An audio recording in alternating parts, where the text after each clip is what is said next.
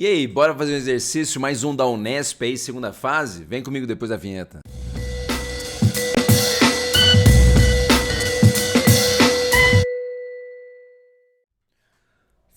Fala, sua louca, seu louco! Prof. André do História em Casa nessa resolvidinha do saber, porque você lembra que hoje a gente vai aí de exercício, mas antes de continuar, é claro, já dá o like no vídeo, se inscreva no canal se não é inscrito, ativa o sininho e também segue a gente lá no Instagram, no Facebook do Prof. André História em Casa, além de ouvir o nosso podcast do Spotify e também dá uma olhada lá na plataforma roxinha também que estamos lá. E se liga que daqui a pouco, ó, tô até sem relógio, mas daqui a pouco aí, depois do vídeo, depois de resolver esse exercício, você dá uma relaxada com o Prof. André aí, então, né, no Velho Oeste, dando uma viajada no tempo. Mas lembra que hoje a gente vai aí, na verdade, resolver o exercício, então, da segunda fase da Unesp sobre as revoluções inglesas no século XVII. Vamos lá.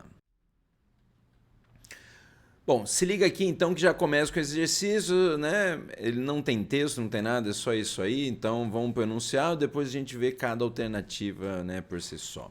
As revoluções inglesas do século XVII são consideradas por alguns historiadores as primeiras revoluções burguesas, pois, então primeiro, revoluções inglesas do século XVII, que está falando lá da Revolução Puritana, se você quiser colocar aqui, né, para você lembrar, estamos comentando sobre a Revolução Puritana. Também pode aparecer para você, então eu vou colocar já aqui no plural para a gente puxar não só a Revolução Puritana, mas depois também a Revolução Gloriosa. As duas revoluções vão acontecer aí no século XVII na Inglaterra e que vão representar a ascensão, aí eu acho que eu vou dar um spoiler animal já sobre o exercício, mas a ascensão, né, não só de uma monarquia parlamentar, mas também da burguesia no poder. Até é bom lembrar que puritano aqui também envolve essa ideia justamente no caso de calvinista, né, também associado aí a uma religião muito associada à burguesia. Então, tá aí para vocês, né? Será que calvinismo tem a ver com revoluções burguesas? Acho que sim, já para começar. Mas você vem aí, vamos, né, ver a alternativa A, porque ele fala aí dessas revoluções burguesas, elas são conhecidas assim, as revoluções inglesas do século XVII, porque elas suprimiram a interferência política da nobreza, suprimiram a interferência política da nobreza totalmente. Acho que não, porque ainda tem a Câmara dos Lords lá e tal, mas e separaram Estado da Igreja? Acho que não também, porque a Igreja calvinista continua tendo relação lá com o poder, né, do rei e tudo mais. Então, acho que não necessariamente. Essa alternativa A, então, está a mais errada por enquanto. Vamos lembrar aí a alternativa B, então, que fala que as revoluções do século XVII na Inglaterra são também revoluções burguesas, porque elas ampliaram o espaço de atuação política, olha, estou viajando aqui, o espaço de atuação política e comercial dos comerciantes britânicos? Sim. De novo, se a gente for considerar a Revolução Puritana, estou falando meio enrolado, hein? A Revolução Puritana, como também então associada aos calvinistas, né? Então lembra que o calvinismo é uma religião associada aos interesses da burguesia, né? Claro, criada lá pelo Calvino, dentro do contexto da reforma religiosa ou reforma protestante, mas o calvinismo fala daqueles ideais de você lucrar, você trabalhar, você poupar, do quanto então também aí a riqueza material da pessoa representaria riqueza espiritual, proximidade com Deus.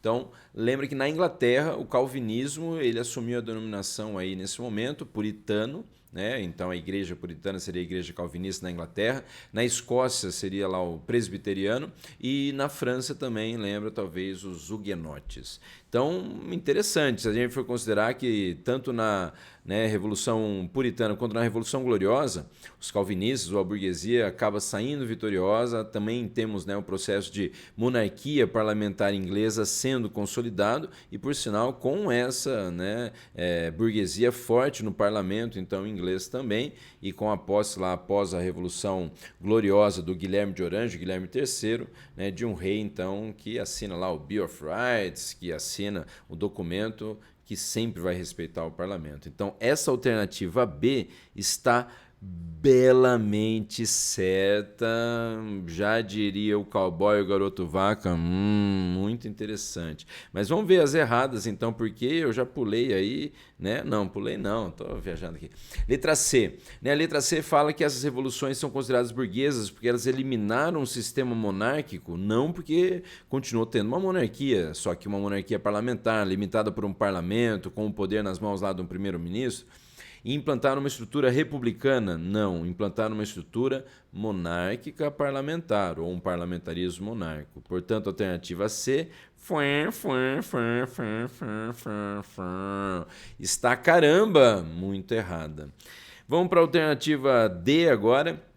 Que essas revoluções são consideradas burguesas, as revoluções do século XVII, porque proporcionaram o surgimento de legislação trabalhista para a cidade e o campo. Legislação trabalhista, seja para a cidade e para o campo, acho que é mais contexto do século XIX, né? Século XVIII, vai. Século XVIII, né? Após a primeira Revolução Industrial lá na Inglaterra, que você tem, né, no século XVIII, os desdobramentos da exploração da mão de obra, né, o que leva também à organização do movimento trabalhista ou sindical, tanto lá as trade unions, né, ou o movimento ludita ou ludismo, aqueles que pregavam a destruição de máquinas, né, vistas como as opressoras.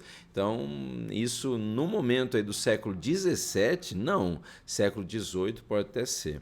Portanto, a D está talvez deliciosamente errada. Vamos lá.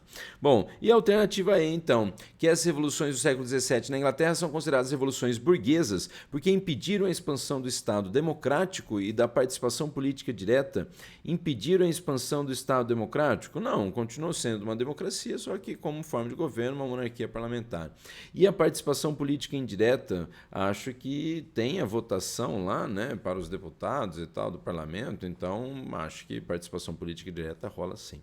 Portanto, a alternativa correta desta questão aqui da segunda fase da Unesp é a alternativa B, que fala então da atuação política e comercial. Se você voltar lá, as revoluções inglesas são consideradas revoluções burguesas por conta da atuação então, né, política e comercial dos comerciantes britânicos.